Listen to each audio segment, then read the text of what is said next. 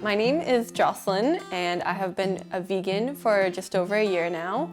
So it definitely wasn't an overnight switch for me. I actually first became a pescatarian, meaning I didn't eat meat, but I ate fish still. So that lasted about a year, and then I decided to cut out all meat. That lasted another year, and then January of 2018 is when I became full-on vegan. So the reason why I first started cutting meat out of my diet was for health reasons. So in my family, high cholesterol and high blood pressure is hereditary. So meat is very high in fat and cholesterol, so I decided that I would just eliminate that completely from my diet. When I first became vegan, the main struggle was finding products that were in fact vegan. So a lot of the simple things like granola would actually contain dairy ingredients just because of the flavoring. So it was more of just like a means of reading the ingredient list. So I have to be mindful of, for example, the makeup that I'm buying or the clothes that I'm buying to make sure that it's not leather or doesn't contain any animal products in it. For example, chapstick is something that I didn't really think of before being a vegan, but now I don't buy products that do have beeswax in it. So that's something I have to check. I mainly have to check the ingredient list for a lot of things I buy, but I don't really mind because I like knowing what's in whatever I'm purchasing. The environmental side of veganism is also super important to me as well. Today we are facing a pretty big environmental crisis, and animal agriculture is a huge contributing factor to that, so that's another plus of being a vegan. So health-wise, I feel like there's a big misconception with veganism. I feel like a lot of people think that vegans are protein deficient or iron deficient. Being protein deficient is pretty unlikely for a vegan unless you're living off of only bread, which most aren't. I don't think most people do that.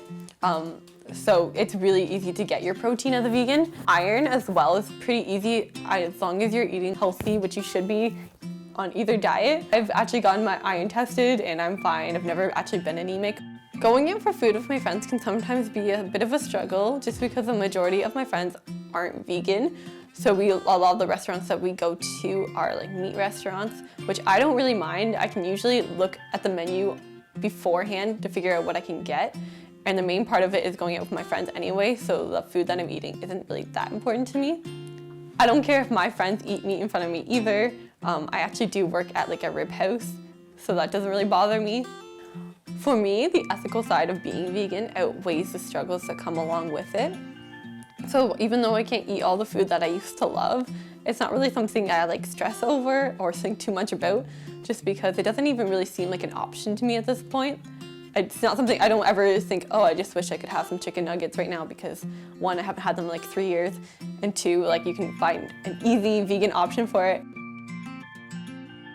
I think one of the stereotypes of being vegan is being super extreme and radical and always making people aware of the fact that you are vegan.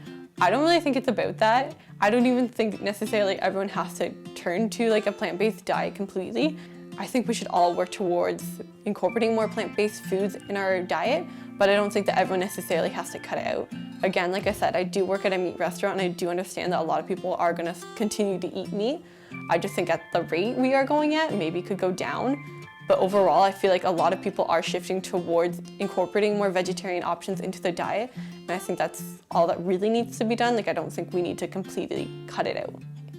Some tips for people who are curious about becoming vegan or incorporating more plant-based meals into their diets is to do your research.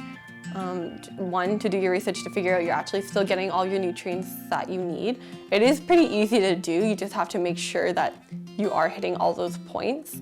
And it's pretty easy to do the research as well. There are a lot of documentaries out there, a lot of articles that you can read, or you can even go talk to a dietitian if you really want to. It's definitely not something you want to do overnight. There are a few cases of people who do that, but I feel like for the most part, if you are going to do it overnight, you're just not going to last. I feel like it's something that you do need to put your time and your research into, and it's easier to do slower cuts so it doesn't feel so extreme. Overall, I don't think that vegans and non-vegans should be at war with each other. I think at the end of the day, as long as we're encouraging each other to make healthy decisions, both lifestyles are compatible with each other.